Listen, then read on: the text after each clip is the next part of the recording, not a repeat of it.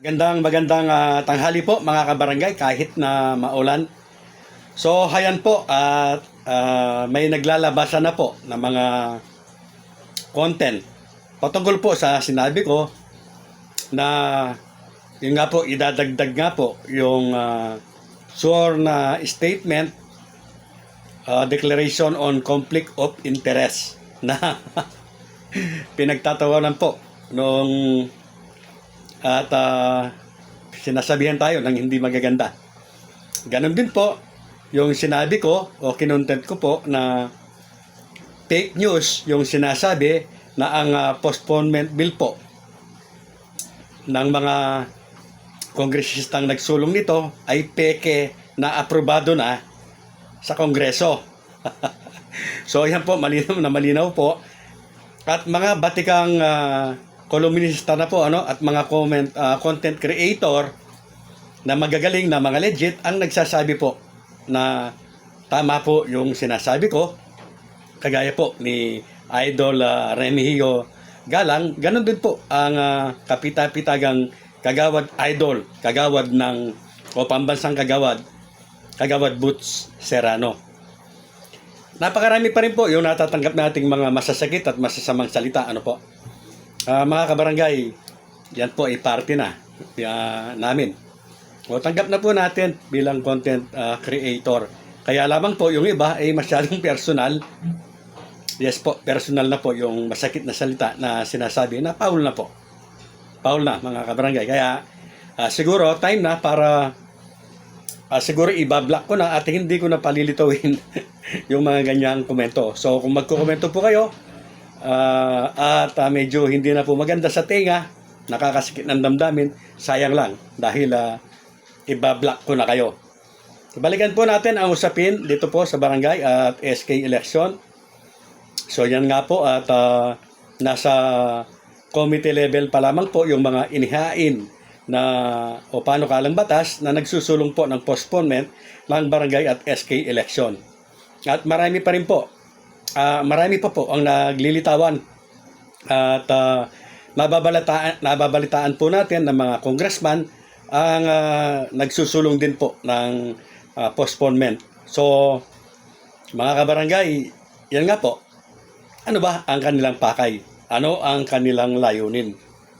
Para nga po ba sa bansa ang ginagawa nilang pagpupospon o gagawin nilang pagpupospon sa barangay at SK election?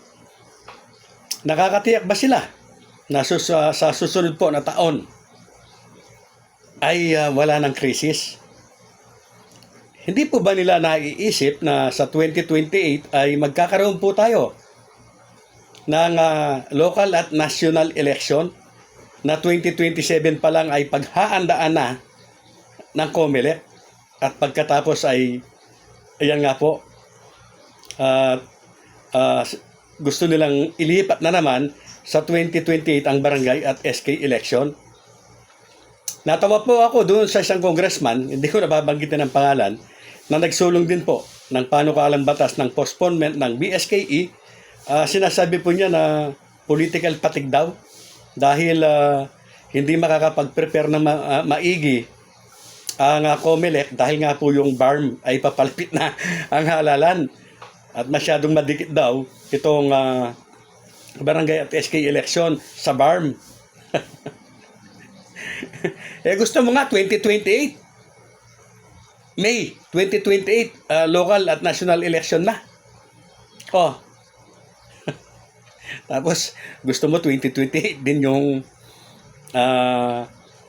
BSKE at sinasabi mong patig yung magkasunod yung BARM at SK election. Isip-isipin po natin mga kabarangay, sana po ay yan nga po, sabi nga po ng idol nating si Kags Boots Serrano, napakarami na po nang natututo.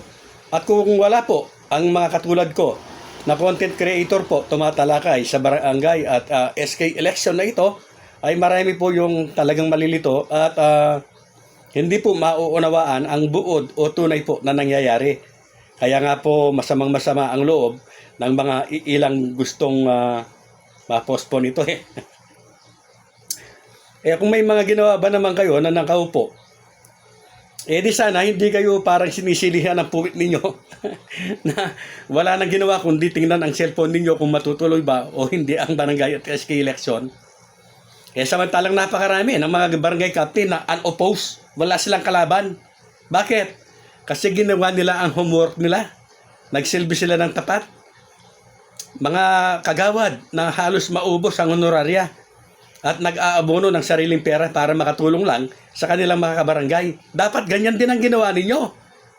Para hindi kayo parang mga basang sisiw na hindi alam kung saan susuling kapag natuloy na itong barangay at SK election na ito. So, ang masasabi ko lamang sa inyo, tuloy na tuloy ang barangay at SK election. Wala nang makakapigil pa dito. Kaya siguro may panahon pa kayo na walang ginawa sa inyong panunungkulan. Ano man ang inyong posisyon, magtrabaho kayo kagaya ng sinasabi ng Pangulo ng Liga ng mga barangay sa Pilipinas. Magtrabaho kayo. Gawin ang tama. Real talks based on facts.